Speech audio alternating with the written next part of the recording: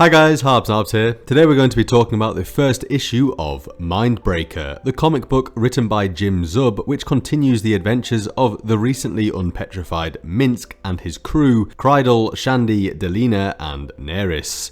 Jim Zub himself has said that this will be a prequel to Baldur's Gate 3, so this will be a series of videos which will cover every release of Mindbreaker. So do remember to subscribe if you enjoy my analysis of the comic. There will be references to DATAMINED spoilers in this video and plenty of theories, so please be aware of that before we get into it. Cities always teem with evil and decay. Let's give it a good shake and see what falls out!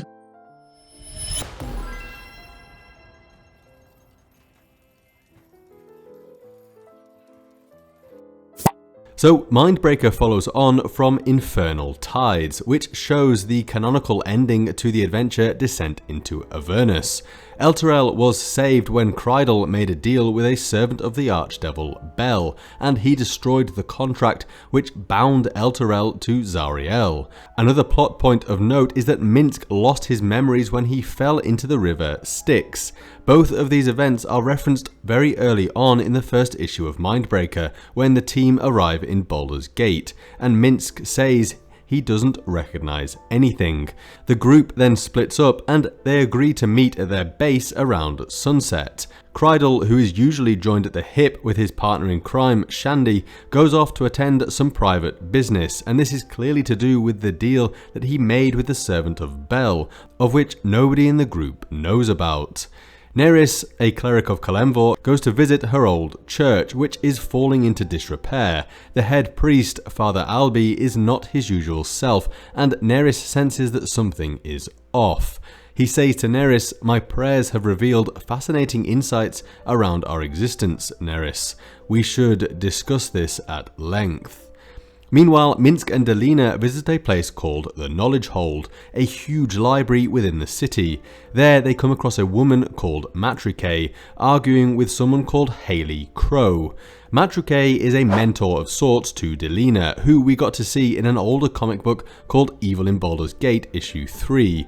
She works at the library specializing in eldritch lore.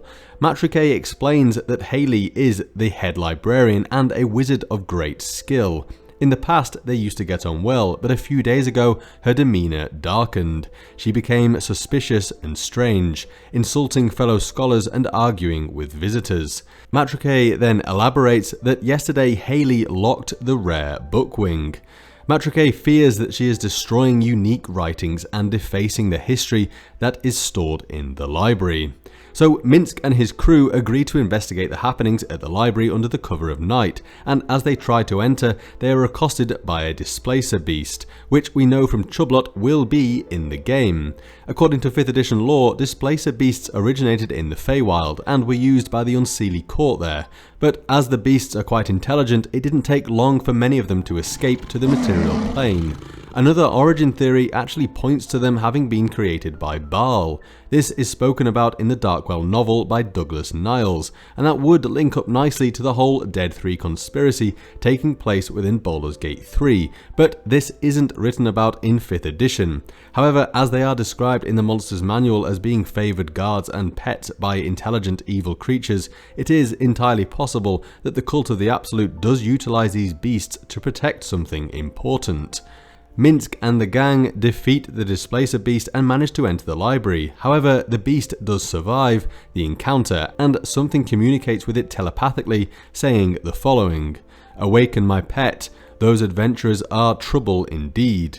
Return to me and we shall plan an appropriate response to this insult." Could it be a true soul or an illithid communicating with this displacer beast telepathically? Why was it sent to defend the library? Well, upon entering the Knowledge Hold, the gang witness a sinister ritual taking place, with the head of the library, Haley Crow, being the leader of this group. She stands in the center of what appears to be a ritualistic blood circle, and the cultists on the edge start to chant the following Latin phrases: Evocatio incipit. Convocation begins. In altera parte erunt. They will be on the other side. Affacimus virtutum participes. We will make a power to share. Animum gloriae, soul of glory. Et fecerunt contactus, they made contacts. Potentia, potency. I didn't study Latin at school. Anyway, it seems like Haley Crow gets willingly sacrificed, and it is then revealed that one of these cultists is none other than the priest of Kalemvor, Father Albi. That begs the question then, who are the other members of the circle? We already know from DATAMINED lines and from the adventure Descent into Avernus that priests and important people are being infiltrated and affected within the city. Not much to say, they worship something called the Absolute. Ever since they showed up, priests of other religions have been dying. Duke Ravengard banned them, but they keep trying to get into the city nonetheless. Once a vigorous and formidable politician, Duke Beline Stelmane recently suffered a seizure that left her with a partially paralysed face and slowed speech. In truth, a mind flare provoked the Duke's seizure when it took mental possession of her. Now Stelmane wages a silent war against the Mind Flayer's influence, biding her time until she can find a way to signal for aid or regain her will. If you look carefully at the dagger, you will notice that it is actually some kind of tentacle dagger. It has likely been provided to the cult by the Illithids, but it isn't wholly clear what the ritual has done. The Latin phrase in altera parte erunt, which according to Google translates to "they will be on the other side," could somehow signify this line which is already in the game. The sky splits open and nautiloids pour out of a void that consumes the stars. What in the... Given that the head librarian was killed by what is clearly some kind of mind flayer artifact, I also wonder if this was a targeted sacrifice. A facimus virtutem participes, we will make a power to share. We know that there is a complot hatched by the Dead Three, and the Illithids are involved within this plan. A power to share then, but between whom? Is it with the Dead Three? From what we've seen so far, it seems like it could be, given that the cult of the Absolute is full of Dead Three symbolism. Has this sacrifice shared knowledge with these Illithids in this void? Perhaps because they are in this void, it is not easy for the people of the material plane to communicate with the Elder Brain there. They sacrificed the head librarian, and Delina notes that she has been hoarding magic materials. In return for this sacrifice of the librarian using the tentacled dagger, something seems to have been revealed to Father Albi. Are the Dead Three communicating with the Illithids in the void through these sacrifices?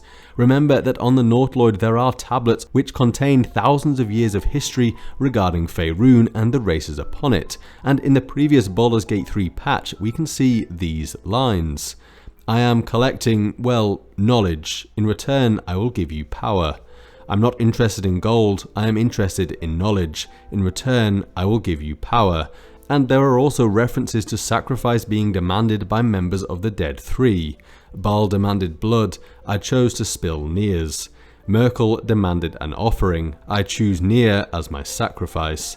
In fact, the Dead Three demanding sacrifices is something that is totally expected of them. We can already see this case in Joaquin's Rest, and we can encourage the goblins to give their blood to the shrine of the Absolute at the party in our camp. Let the Absolute hear your praise, and let the blood of his enemies flow over you. As the symbol glows, power courses through you. Authority.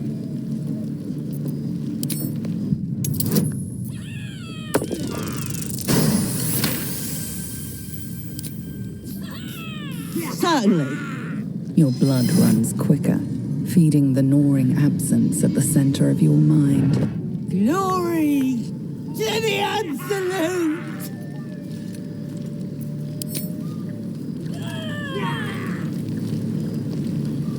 I got it all red here. Red for our love of the Absolute!